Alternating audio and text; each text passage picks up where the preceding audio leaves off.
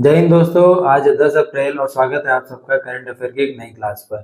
Current affair के question जो हर एक एग्जाम में एक अच्छा वेटेज रखते हैं, जिनसे कुछ क्वेश्चन बनते हैं और किस तरीके से नए पैटर्न के क्वेश्चन पूछे जाते हैं, वो सारे क्वेश्चन जो है इस चैनल पे पर डे डेली वाइज जो करंट अफेयर की एक वीडियो आती है उसमें सारे कवर किए जाते हैं। तो करंट अफेयर जानने के लिए या करंट अफेयर से पूछे जाने वाले क्वेश्चनों के लिए इस चैनल को सब्सक्राइब जरूर कर लीजिएगा। आज की वीडियो में हम लोग जो क्वेश्चन बनने वाले हैं उनके बारे में देखते हैं और शुरू करते हैं इस वीडियो को। तो आज की वीडियो में कुछ क्वेश्चन जो बने हैं, यानी इसमें एक क्वेश्चन बना है या पूछा जा गया हाल ही में जो किस राज्य ने अप्रैल 2025 में 200 साल पुराना जो है वो मेगालिथिक अवशेषों की खोज की है। तो मेगालिथिक जो अवशेष होते हैं वो पुराने समय में जो मिलने वाले पत्थर हैं उनको कहा जाता है, या उनसे बनने वाले जो स्ट्रक्चर को मेगालिथिक स्ट्रक्चर कहा जाता है।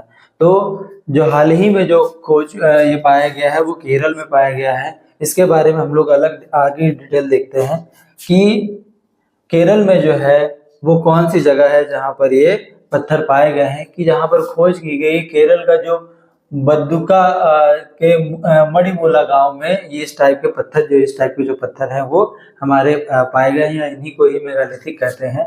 अवशेषों के प्रकार क्या होते हैं? मेगालिथिक काल के प्राचीन अवशेष जो है वो यहाँ मिले हैं। इनकी जो एज है वो लगभग 2000 साल पुरानी मानी गई है, यानी जो इनकी जो कार्बन डेटिंग में एज निकल करके आई है वो 2000 साल पुरानी है। अब मेगालिथिक क्या होता है, कुछ लोगों को यही नहीं जानकारी होगी।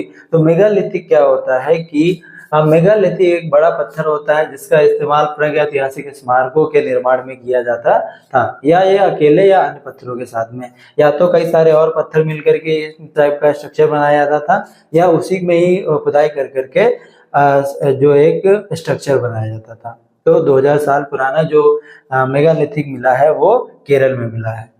नेक्स्ट क्वेश्चन में हम लोग देखते हैं कि नेक्स्ट क्वेश्चन में दिया है कि हाल ही में खबरों में रहा माउंट कल्लाओन किस देश में स्थित है?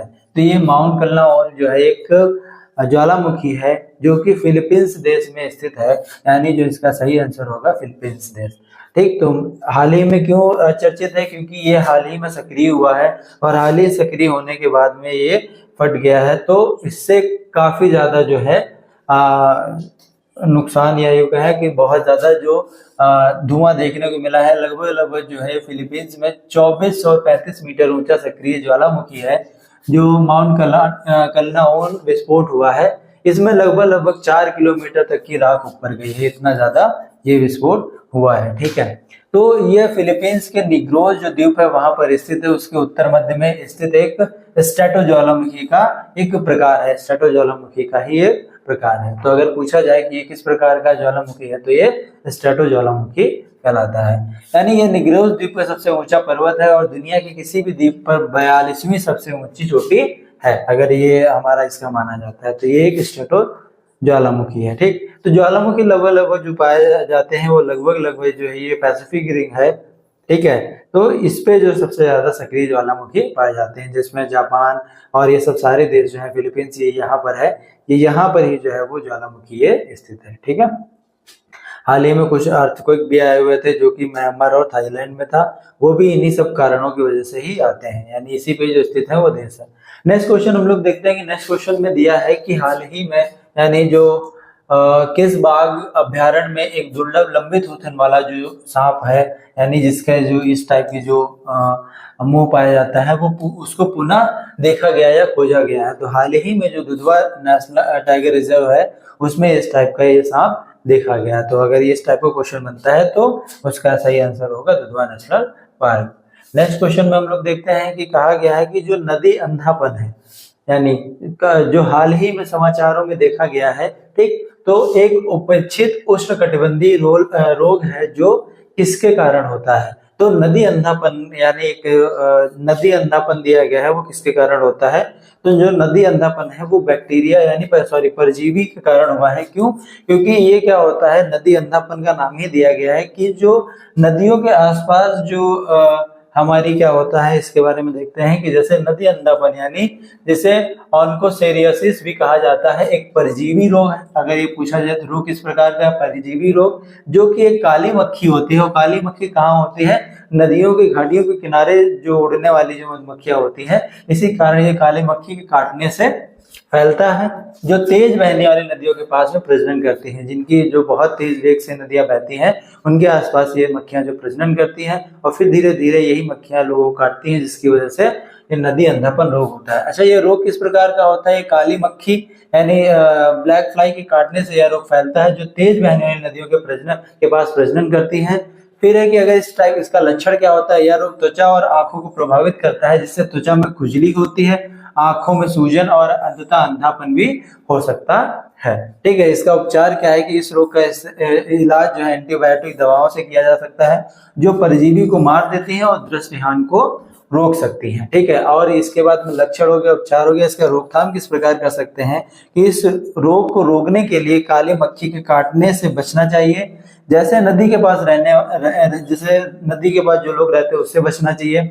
मच्छरदानी का प्रयोग करना चाहिए ताकि आपका जो है सोते हुए काट ना सके या फिर उससे बचाव कर सके। फिर वो संक्रमित क्षेत्र में जाने से पहले जो है वो दवा ले लें। तो ये जो अंधापन जो होता है वो परजीवी बैक्टीरिया के कारण होता है। नेक्स्ट क्वेश्चन में हम लोग देखते हैं कि जो अभी हाल ही में हितेश गुलिया जी ने ब्राजील में एक विश्व मुक्केबाजी 2025 में कौन सा पदक जीता है? ये हितेश गुलिया जी हैं, इन्होंने हाल ही में मुक्केबाजी में स्वर्ण पदक जीता है। तो ये स्पोर्ट्स से बनने वाला क्वेश्चन है, तो आपने ये लोग देख लीजिएगा। ठीक है, जो हितेश गुलिया है ये वर्ल्ड बॉक्सिंग कप में स्वर्ण पदक इन्होंने जीता है। ठीक है, जीतने वाले पहले भारतीय मुक्केबाज बन गए। बने क्यों है? यहाँ पर 70 किलोग्राम का जो भार का जो फाइनल मुकाबला था, उसमें इंग्लैंड के जो ओडेल कैमारा थे वो चोटिल हो गए थे। चोटिल होने के कारण ही इनको जो है वो हिस्सा नहीं ले पाए, जिससे हितेश गुलिया को स्वर्ण पदक मिल गया। तो ये स्पोर्ट्स से बनने वाला क्वेश्चन है, इसको आप देख लीजिएगा और नोट कर लीजिएगा। नेक्स्ट क्वेश्चन में हम लोग देखते हैं। नेक्स्ट क्वेश्चन में दिया है कि हाल ही में मिजोरम का कौन सा स्वच्छता अभियान शुरू किया गया है? तो मिजोरम में एक अभियान है जो कि पूरे साल स्वच्छता अभियान शुरू किया जाता है, यानी ये अभियान पूरे साल चलता है सफाई का। तो इसका नाम क्या है? इसका नाम है हंतालांगुपई, ये एक नाम है, ये वहाँ की लैंग्वेज लोकल लैंग्वेज का है। तो ये आप जो सफाई अभियान है ये पूरे साल म्यांमार में ही चलता है। इसके बाद जो हम लोग देखते हैं कि हाल ही में जो टोल टैक्स में जो बढ़ोतरी हुई है वो कितने % बढ़ोतरी हुई है? जो हाल ही में जो टोल टैक्स बढ़ोतरी हुई है वो 5 से 7% जो है वो टोल टैक्स की वृद्धि हुई है, क्योंकि नई नई रोडें बन रही हैं तो उनपे जो टोल टैक्स की भी वृद्धि की जा रही है। नेक्स्ट क्वेश्चन में देखते हैं कि किस राज्य में कुंभकोणम पान के पत्ते को GI टैग मिला है? तो कुंभकोणम जो पान का पत्ता है उसको GI टैग जो मिलने वाला जो राज्य है वो हमारा तंजावुर है। तंजावुर का जो कुंभकोणम पत्ता है, ये पान का पत्ता है, इसको जो है हाल ही में GI टैग मिला है। इसके बारे में हम लोग इसके अंदर देख लेते हैं कि कुंभकोणम जो पान का पत्ता है वो और ये जो तंजावुर में मिला है, और इसके साथ ही दिया गया है थुवलई फूलों की माला जो कन्याकुमारी यानी तमिलनाडु और केरल दोनों में पाया जाता है। यानी ये वाला जो है वो तमिलनाडु और प्लस केरल जो है वो, ठीक है, दोनों में ये पाया जाता है। तो कुंभकोणम पान और थुवलई फूलों की माला एक साथ ही इनको GI टैग मिला है। तो भारत सरकार के द्वारा GI टैग प्रदान किया गया है, और इस मान्यता के साथ तमिलनाडु की कुल GI टैग उत्पादों की संख्या कितनी हो गई है? 42 हो गई है। तो अगर GI टैग तमिलनाडु के अगर पूछा जाए तो 62 लगभग हो गई है। ठीक है, GI टैग का महत्व क्या दिया गया है कि यह GI टैग होता क्या है कि यह टैग इन उत्पादों व्यावसायिक दुरुपयोग और नकली उत्पादन से बचाता है। यानी इसका एक अधिकार हो गया कि यहीं पर ये बनता या पैदा होता है, तो उस एरिया को GI टैग दे दिया जाता है। स्थानीय उत्पादों को प्रामाणिकता और बाजार में विशेष जो है इससे पहचान मिलती है। ठीक, तो हाल ही में जो मिला है कुंभकोणम पत्ता और थुवलई फूलों की माला दोनों के एक साथ ही GI टैग मिला है।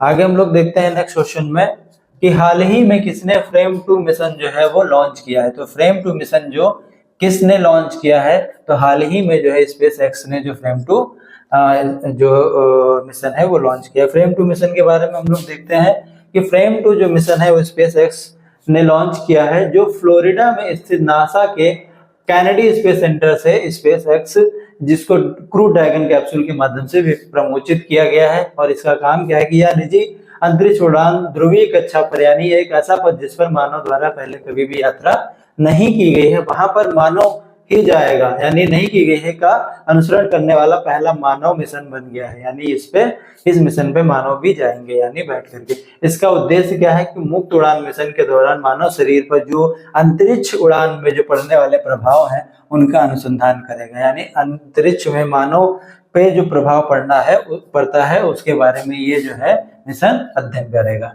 नेक्स्ट क्वेश्चन में देखते हैं कि हाल ही में किस देश ने अंतरिक्ष में कृत्रिम वर्षा तकनीक का सफल परीक्षण कर लिया है। तो हाल ही में जो चाइना है उसने अंतरिक्ष में कृत्रिम वर्षा का सफल परीक्षण कर लिया है। आप लोग देख लीजिएगा कि ये कृत्रिम वर्षा क्या होती है, ठीक है। तो चाइना ने अंतरिक्ष में कृत्रिम वर्षा तकनीक अपना जो है उसका सफल परीक्षण कर लिया है।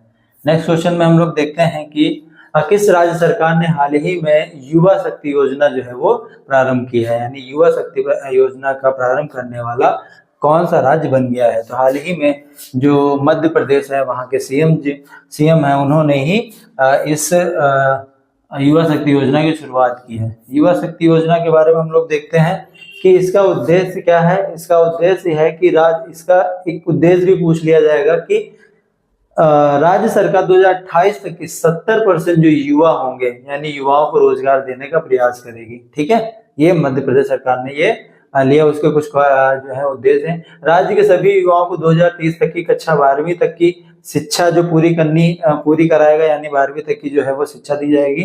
और रोजगार सृजन प्रयासों के तहत पिछले 3 वर्षों के जो रिक्त पदों को है वो लोक सेवा आयोग के माध्यम से एक ही वर्ष में भरा जाएगा, यानी जो पोस्टें खाली थी पिछले 3 सालों में उनको लोक सेवा आयोग के माध्यम से 1 साल में भरा जाएगा। आगे क्या है कि समाज की बेहतरी के लिए सामाजिक पहलों में युवाओं की भागीदारी को प्रोत्साहित करेगा, ठीक है। तो ये इसके कुछ उद्देश्य थे जिसको मध्य प्रदेश सरकार ने प्रारंभ किया है, ठीक है। अगले क्वेश्चन पे चलते हैं कि भारत ने हाल ही में किस देश के साथ सौर ऊर्जा सहायता प्रदान करने की घोषणा की है। तो हाल ही में जो सौर ऊर्जा सहायता प्रदान करने की घोषणा की है वो श्रीलंका के साथ में सौर ऊर्जा सहायता प्रदान करने की घोषणा की है, ठीक है। नेक्स्ट क्वेश्चन में हम लोग चलते हैं कि हाल ही में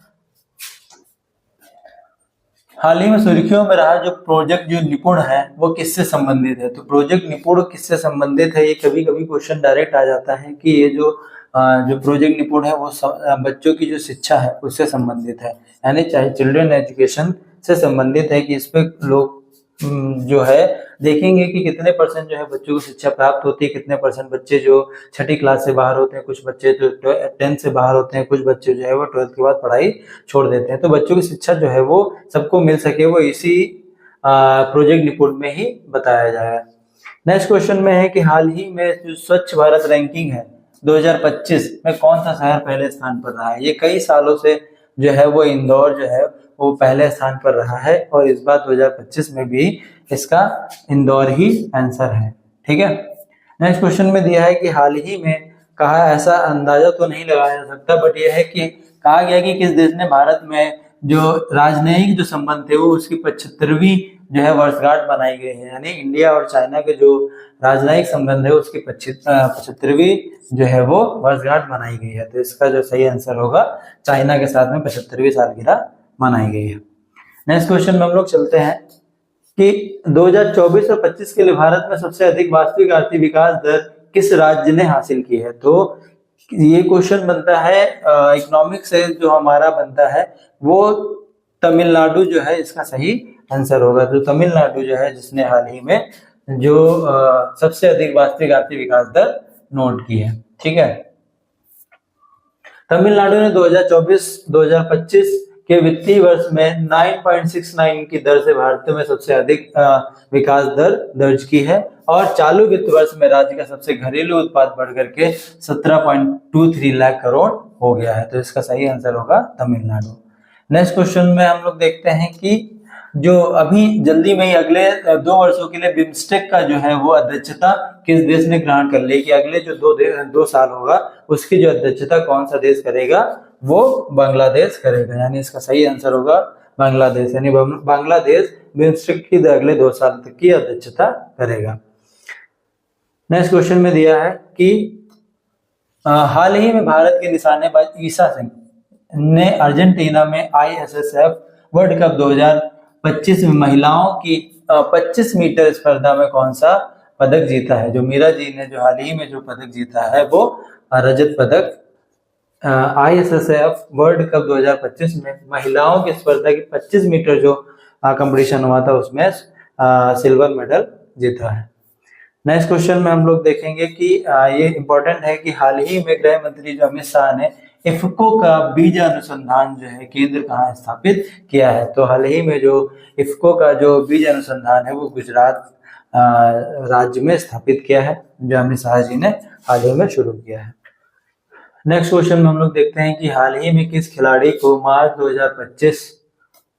2025 का ICC player of the month चुना गया है? तो ये जो इंग्लैंड के जो रूट है इनको मार्च का प्लेयर ऑफ द मंथ चुना गया है। तो ये कुछ क्वेश्चंस थे जो करंट अफेयर की क्लास में आपके 10 अप्रैल के थे। तो आपको अगर ये वीडियो अच्छी लगे हो तो हमारे वीडियो को लाइक कर दीजिएगा और अपने दोस्तों को शेयर कर दीजिएगा, और इसी तरीके से जो करंट अफेयर के क्वेश्चंस पाने के लिए इस चैनल को सब्सक्राइब जरूर कर लीजिएगा। इसी के साथ जय हिंद, जय भारत।